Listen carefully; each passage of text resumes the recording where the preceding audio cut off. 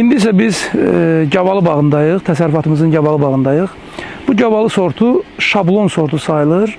Bu sort sırf qurutmaya yarayan sortdur, qurutma üçün nəzərdə tutulmuş sortdur. Biz bunun keçən illəri qurutmasını etmişik, çox gözəl də effekt almışıq. Bu ildə inşallah böyük həcmdə bu sortu qurudub, quru şəkildə mağazalara təqdim edəcəyik. Bu sortun əsas xüsusiyyəti ondan ibarətdir ki, bu sort yığım vaxtı yığanlara çətinlik yaratmır. Tələsmədən biz bu sortu yığıb qurutmaya veririk. Çünki bu sort ta yağışlar düşənə qədər, sezonun sonuna qədər ağacın üzərində qala bilir.